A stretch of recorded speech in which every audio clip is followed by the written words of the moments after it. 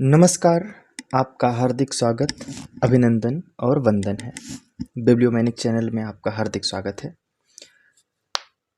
इस चैनल में हमारी जो पहली कहानी है वह है विख्यात और प्रसिद्ध कथाकार डॉक्टर आशुतोष। डॉक्टर आशुतोष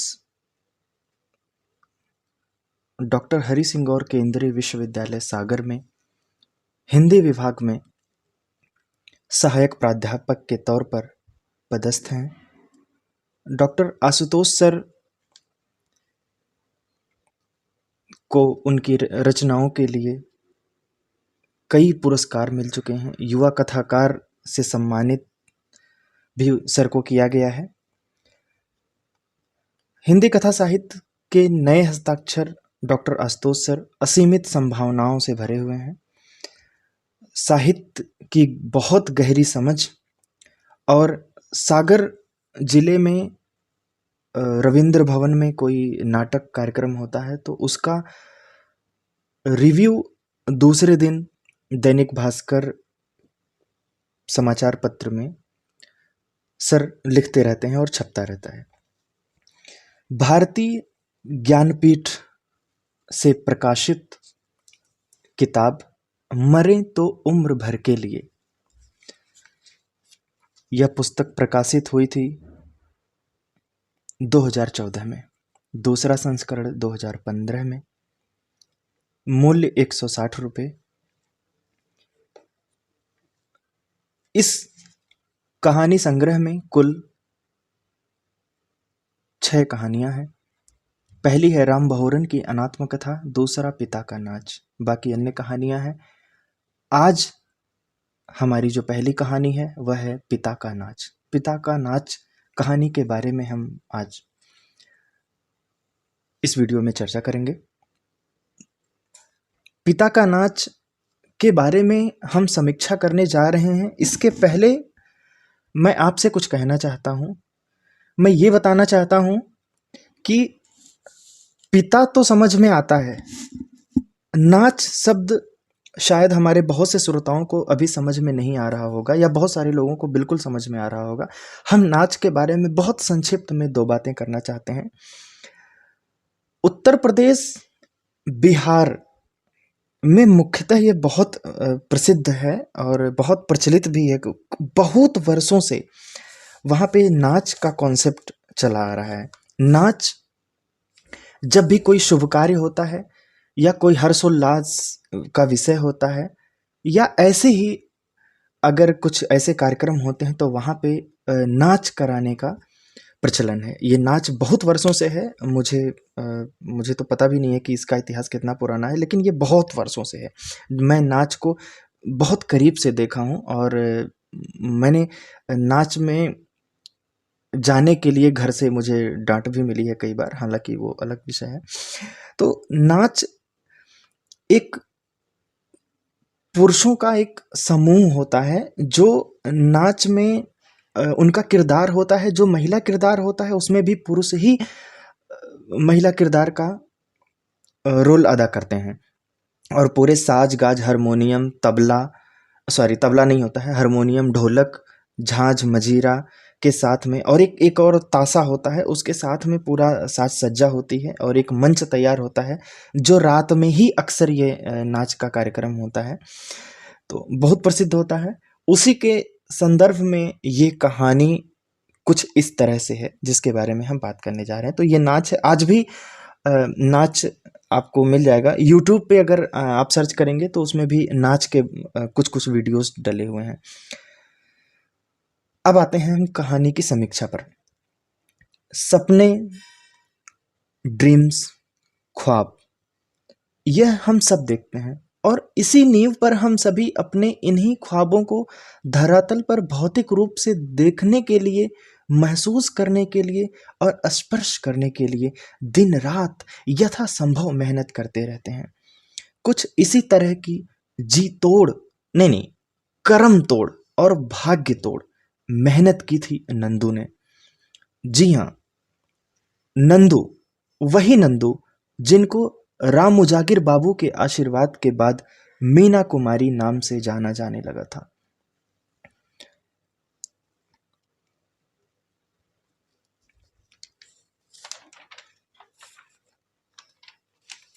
जब अपने लिए या अपने सपनों के लिए जीने का प्रयास अपने ही संतान को खटकने लगे, तब जो कहते हैं ना कि मौन मौन हो जाना कभी कभी शुभ संकेत नहीं होता है।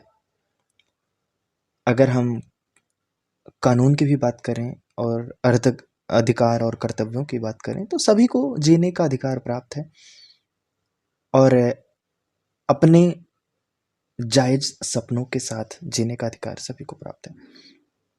नंदू का एक ही सपना था, एक पहचान, एक ही नाम, मीना कुमारी। कोई कुछ भी कहे, लेकिन कभी कभी कोई बात जब आत्मा को चीर दे तब मन अशांत होकर विह्वल हो जाता है। मनवा एकदम घबराने लगता है कि अब क्या होगा। बड़े बेटे जग्गी और छोटे सत्तू ने बहुत बुरी तरह पिता को लज्जित किया और पिता के धन से ही खरीदी गई स्कॉर्पियो में बैठकर वो चले जाते हैं।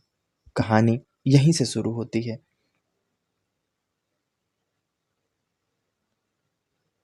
लेकिन नंदू घायल दिल को साथ लेकर चैता गाना गाना नहीं छोड़ते हैं।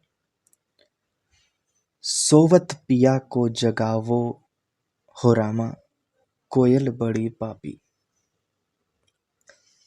नंदू गरीब माँ बाप के इकलौते बेटे थे। बचपन से ही उनको गाने का बहुत शौक था और बचपन के साथ साथ वो अपने शौक को भी बड़ा कर रहे थे। बेतिया कोई जगह है वहां पर, वहां के कोई रामू जागिर बाबू हैं। कहानी यही कहती है, रामू जागिर बाबू की बेटी की बारात में नंदू पहली बार पूरा मेकअप करके स्टेज पर आए थे। उससे पहले वो ऐसे ही करते रहते थे, लेकिन उस दिन वो पूरे अपने पूरी रूप में आए थे, पूरे साज सज्जा के साथ में, कह सकते हैं वो ब्राइडल जो मेकअप होता है उसी तरह से पूरे मेकअप में वो स्टेज पर आए थे। और उनको देख के ही लोगों लोगों को एक पल के लिए लगा कि जैसे कभी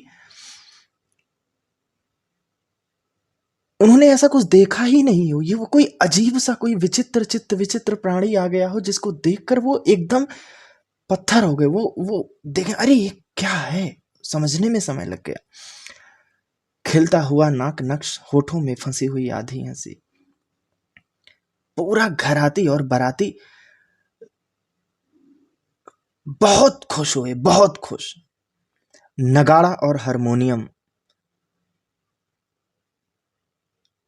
की जब जुगलबंदी हुई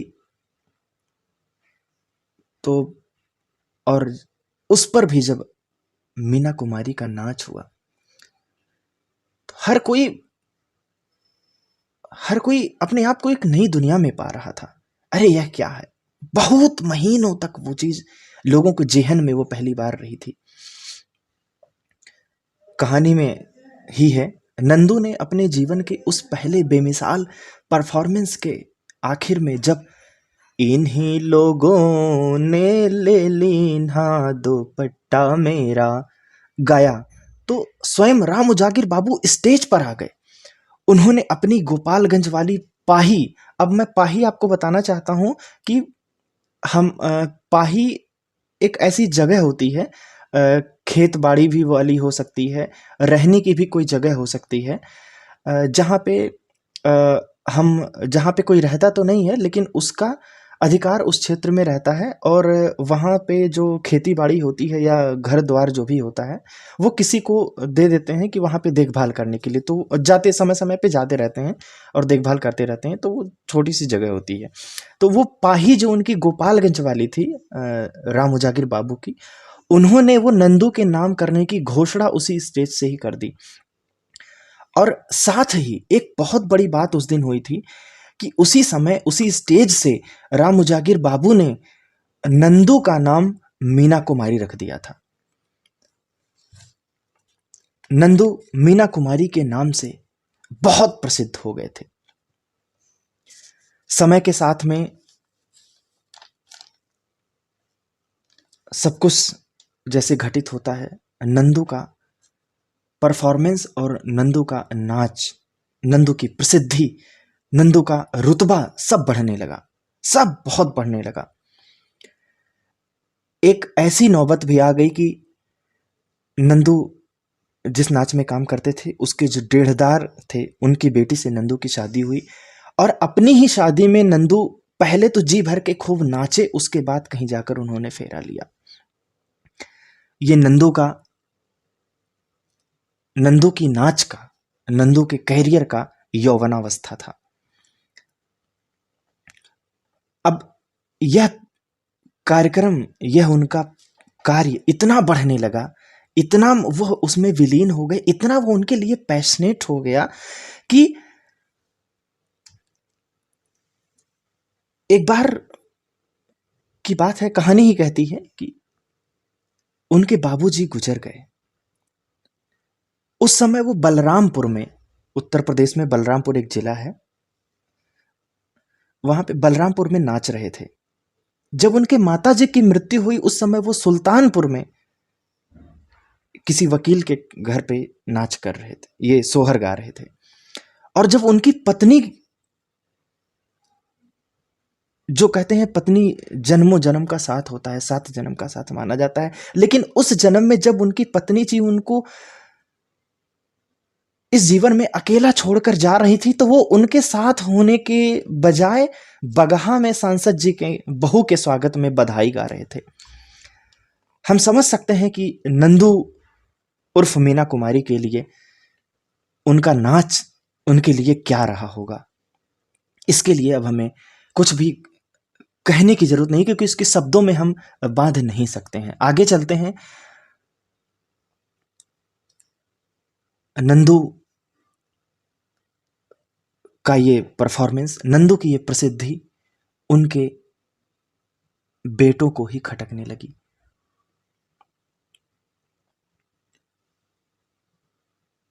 जग्गी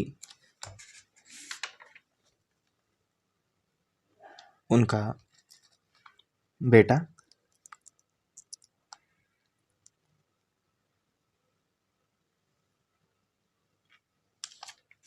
उन पर जब तब मानसिक प्रताड़ना करने लगा था। नंदू के लिए उनका ये नाच, उनका ये कार्य ऐसा हो गया था कि अब उनके सुख दुख अपने नहीं थे। उनका अपना सुख दुख, जब वो अपने सुख दुख में होते थे तो ऐसा लोगों को लगता था कि वो तो एक्टिंग कर रहे हैं, वो तो नाच में है।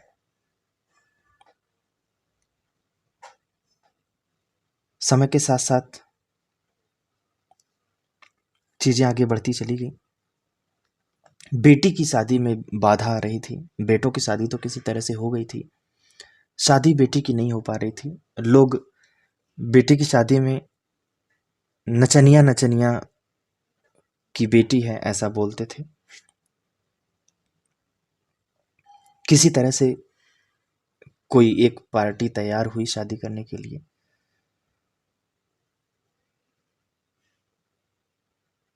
और पिता और बेटी का रिश्ता बहुत पवित्र होता है, बहुत इमोशनल भी होता है, बहुत लगाव भी होता है पिता और बेटी में। जिस दिन वो लोग, शादी की बात हो रही थी और शादी का ही माहौल बनने वाला था कि, और लड़की की शादी की बात के लिए उनका जो बेटा नंदू था वह मीना कुमारी के पास में आया। जग्गी ने बहुत बहुत सख्ती में, बहुत सख्त लहजे में उनसे बोला कि तुम्हें इस शादी से कोई मतलब नहीं रखना है। लड़के वालों को बता दिया गया है कि लड़की के माँ बाप दोनों मर चुके हैं। ऐसा सुन के नंदू नंदू के पांव के नीचे से जमीन खिसक गई। नंदू सोच ही नहीं पा रहे थे ये क्या हो गया। ऐसा बता दिया कि मैं हूं ही नहीं, मेरी बेटी तो है लेकिन मैं नहीं हूं उसका कुछ। उन्होंने बस यही कहा लेकिन हम तो जिंदा हैं। और यही उन्होंने कहा कि सत्तू ने लपक कर मीना कुमारी की गर्दन पकड़ ली। तुम मरोगे लेकिन हम सबको मारकर।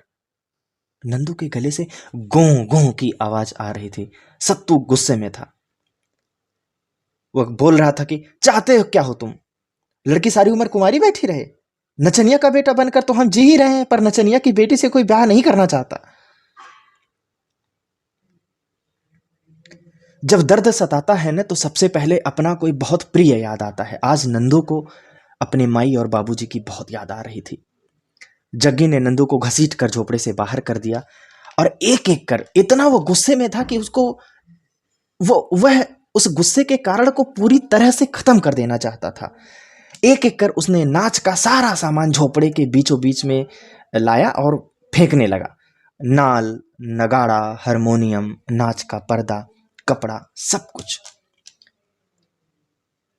अंत में नंदू के मेकअप बॉक्स को उठाया। ये वही मेकअप बॉक्स है जिसने नंदू को मीना कुमारी बनाया था, जिसके जादू से नंदू नंदू विलक्षण प्रतिभा, अद्भुत आकर्षण के केंद्र में हो जाते थे। जिस मीना कुमारी को देखने के लिए दूर दराज पता नहीं कहां कहां से, सुदूर क्षेत्रों से लोग आने लगे थे और उनका नाम ही मीना कुमारी ही उनके लिए सब कुछ बन चुका था। वह मेकअप बॉक्स भी अब दूर जा रहा था नंदू की आंखों के सामने से, और नंदू ने उस समय आंखें बंद कर ली। इस आंखें बंद करने के साथ साथ उस पलकों में कैद हो गई बहुत सारी पीड़ाएं। मैं पीड़ाएं इसलिए कह रहा हूं क्योंकि एक पीड़ा नहीं थी। कहते हैं खून का कतरा कतरा, तो उसी तरह से दुख का कतरा कतरा बह रहा था, कट रहा था। एक सुई चुभ जाती है तो हमें बहुत पीड़ा होती है, एक कांटा चुभ जाता है तो हमें बहुत पीड़ा होती है, लेकिन यहां पर जैसे हजारों बिच्छू उस शरीर में एक साथ डंक मार रहे हो, इतनी पीड़ा हो रही थी मीना कुमारी को। इस पीड़ा में वो चेतना शून्य हो गए। उसके बाद से नंदू को किसी ने नाचते गाते नहीं देखा। सब कुछ शांत हो गया, सब कुछ एकदम खत्म, जैसे एक तबाही आई और सब कुछ मिटा के चली गई। सब खत्म हो गया था। लड़के वालों के घर परीक्षा की शानदार तैयारी चल रही थी, शादी की चीजें होने लगी थी, और उस दिन तिलक का शुभ मुहूर्त होता है। तिलक, विवाह के रस्मों में तिलक बहुत बड़ी बात होती है। लड़की के घर वाले लड़के के घर तिलक लेकर जाते हैं और तिलक लगाने के लिए जो बरक्षा में हो रहा था, जैसे ही ये कार्यक्रम हुआ तो उसमें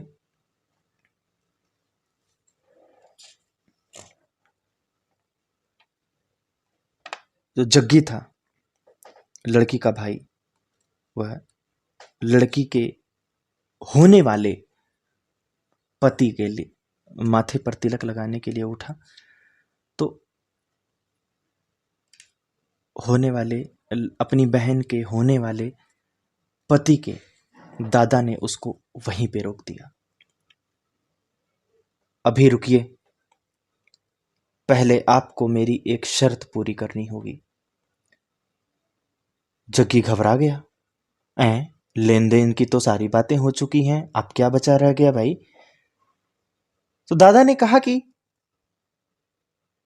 मेरा यह इकलौता पोता है, इसके जन्म पर इसकी दादी ने एक मन्नत मांगी थी, पहले उसे आप पूरा करने का वचन दीजिए, तभी यह शादी हो पाएगी। और जग्गी को तो अपने पैसे और रुतबे का तो पूरा घमंड था। कहा हाँ ठीक है, क्या मांगेंगे, ज्यादा से ज्यादा दे देंगे। और सही बात भी है भाई, उसके पास पैसे की कोई कमी नहीं थी, रुपया पैसा शोहरत उसका अपना था और उसके पास कुछ भी कमी नहीं थी। ठीक है, उसको उसने देने का सोचा, ठीक है क्या मांगेंगे दे देंगे। उसने कहा अपने गुरूर में, दादा आप शर्त बताइए। दादा ने अपने अभिमान के साथ में कहा कि शर्त यह है कि मेरे पोते की शादी में मीना कुमारी का ही नाच होना चाहिए। कहानी की यह अंतिम पंक्तियां हैं। इसके बाद लेखक ने पाठक गण के ऊपर सब कुछ छोड़ दिया है। इस दर्द को अगर मैं शब्दों में कहूंगा तो बहुत बेईमानी होगी, हम स्वयं समझ सकते हैं। इसी के साथ मैंने ज़्यादा समय ले लिया, लेकिन आपसे क्षमा चाहता हूँ। ये मेरा पहला रिव्यू था, कुछ गलतियाँ हुई होंगी तो आप उनको क्षमा करिएगा। मैं आप बताइएगा कमेंट के माध्यम से, मैं उसमें अगले रिव्यू में मैं उसको सुधारने का कोशिश करूँगा। नमस्कार, आपका दिन बहुत शुभ हो, आपकी सारी मनोकामनाएं पूर्ण हो।